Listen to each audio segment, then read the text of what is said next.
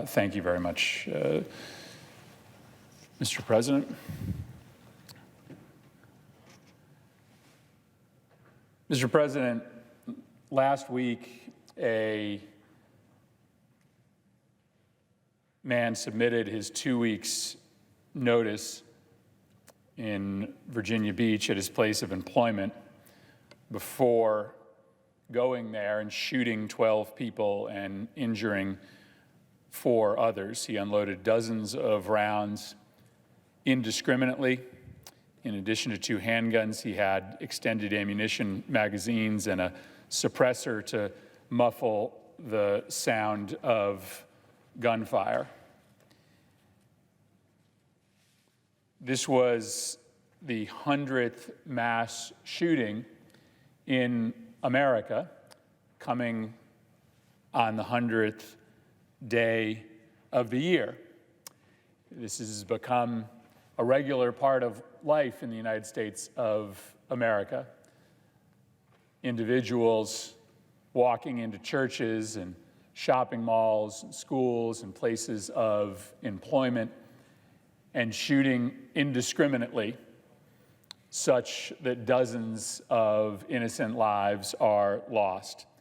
In most cases, the same kinds of weapons are used: semi-automatic rifles, extended magazines, weapons or components of weapons that are banned in other countries, were banned in this country for a period of time because they were believed to be so dangerous, such that they should be in the exclusive province of the military and law enforcement. Ryan Keith Cox was 50 years old when he was shot and killed on May 31st. He was known for his soft-spoken nature and his powerful singing voice in his church choir. And he was constantly affecting those around him with small but meaningful gestures of kindness. The day that he was killed in Virginia Beach, a close coworker of Ryan's, Christy DeWar, was with him when the shooting started. And Ryan told Christy and other colleagues to barricade themselves in the break room. Christy implored Keith to join them in the break room. And he said to her, "I have to go check on the other ones."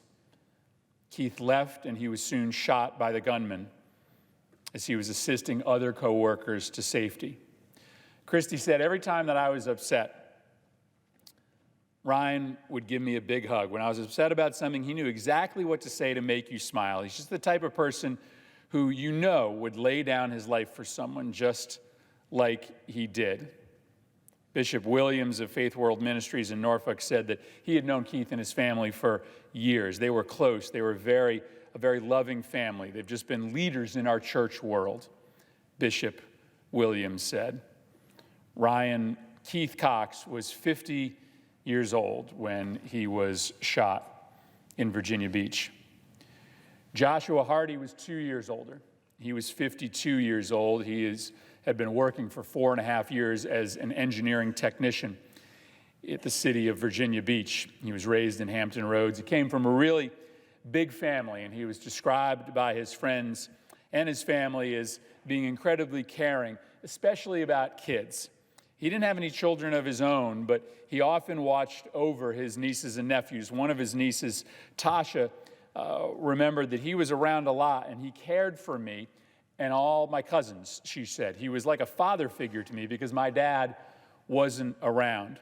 In 2011, Josh actually published a book called the ABC Book on Protecting Yourself from Strangers. And the people he worked with remember being so impressed that Josh had gone above and beyond the call.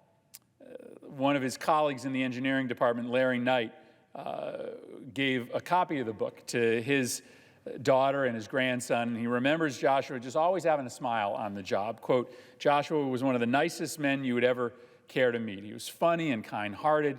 He would do anything for you." Laquita Brown was 39 years old. She was a a public servant from Chesapeake, Virginia. She had worked in the Public Works Department for more than 4 years. She was a right-of-way agent. Her friends called her Ms. Worldwide because she loved to travel. She'd been all around the world, and her social media was plastered with pictures of her travels. Her father, as any father would be, is absolutely heartbroken by her death. He said, "She was just everything. She was everything to me. I know nobody's perfect, but from the time she was born, she had no faults." For the Brown family, the grief surrounding Laquita's death comes on the heels of Laquita's brother dying from a hit-and-run driver 3 years ago. Her father says that Laquita helped him through the grief. "She saved me," he said. "I wouldn't have made it through that without her."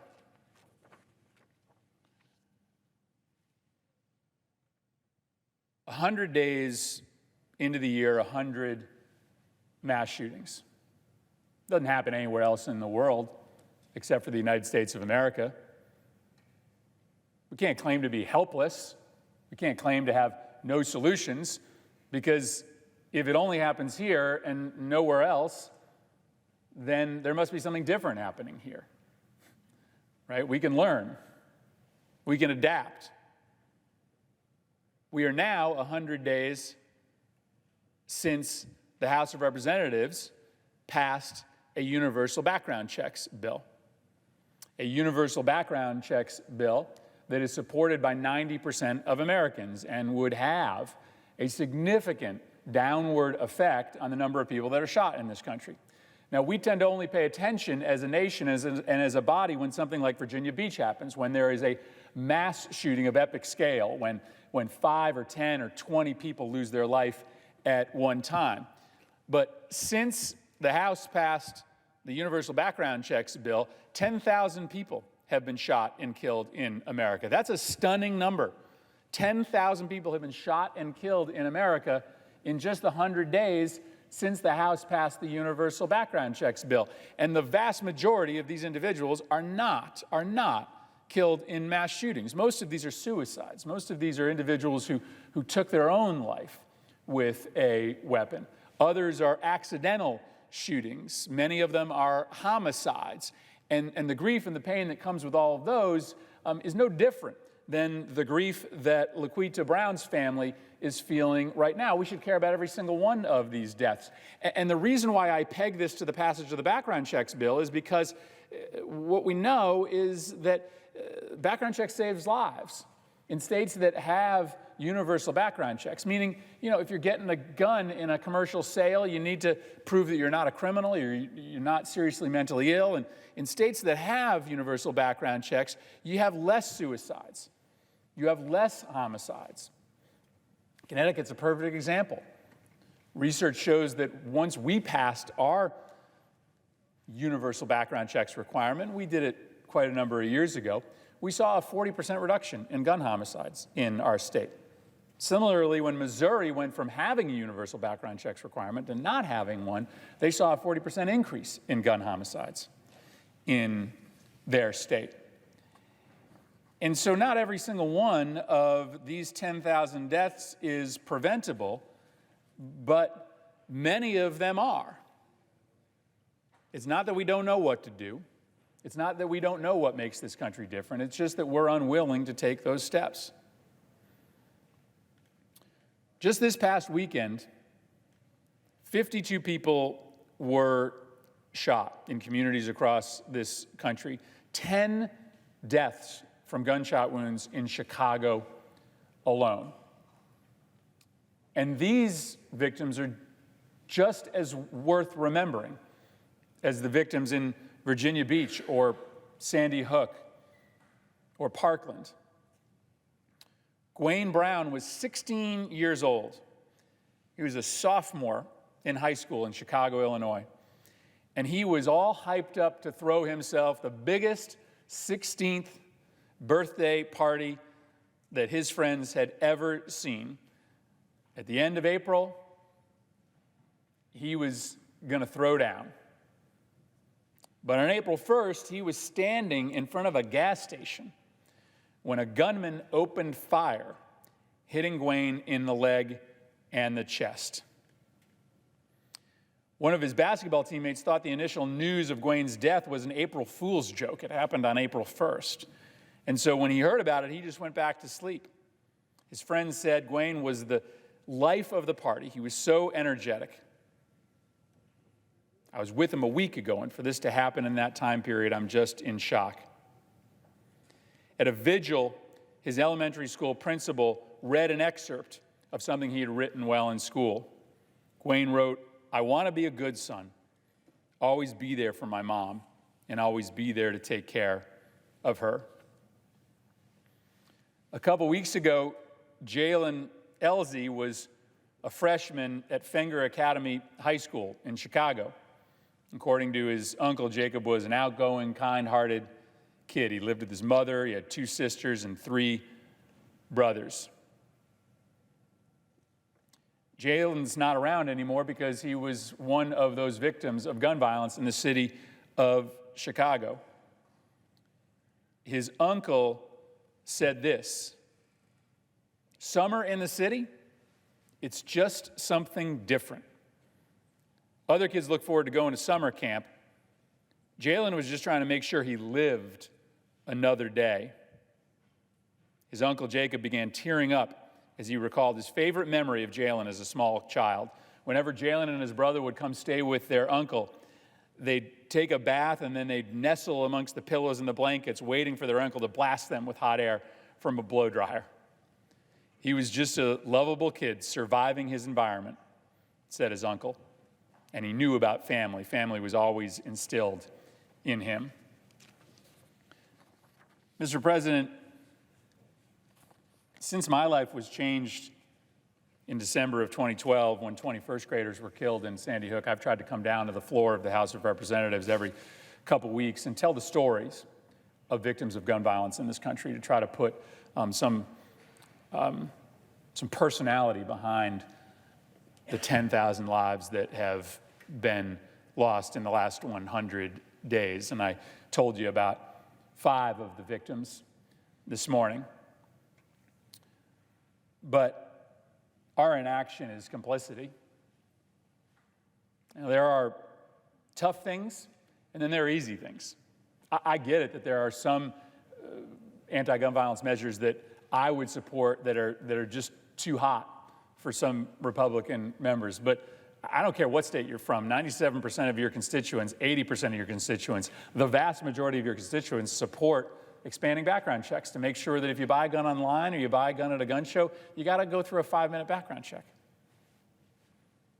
All of our constituents, no matter whether we represent a blue state or a red state, support extreme risk protection orders. The idea that you should be able to go to court when somebody is on the verge of lashing out against someone else or going to hurt themselves, and take away their guns, at least temporarily. And these are things that are not controversial anywhere except for here, that we could pass. Since the House passed the background checks bill, by the way, with bipartisan support, 10,000 people have died, but there have been 109 mass shootings. 31 states have had a mass shooting.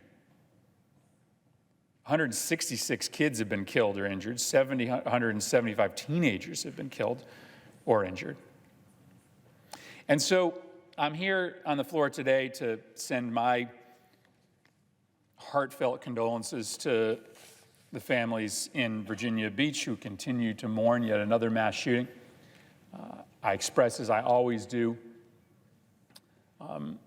my condolences to the families of gun violence throughout this country. 80 to 90 people lose their life every day from a gunshot wound.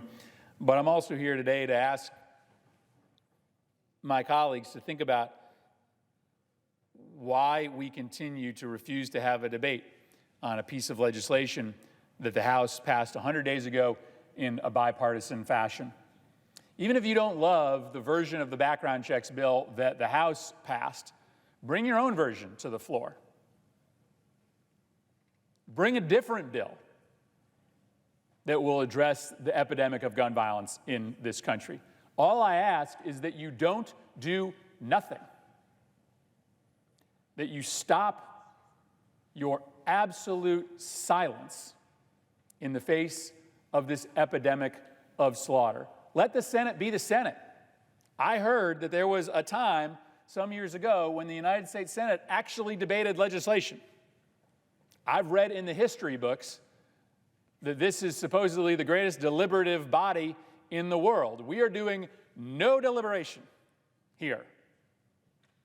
Bill after bill passes the House of Representatives.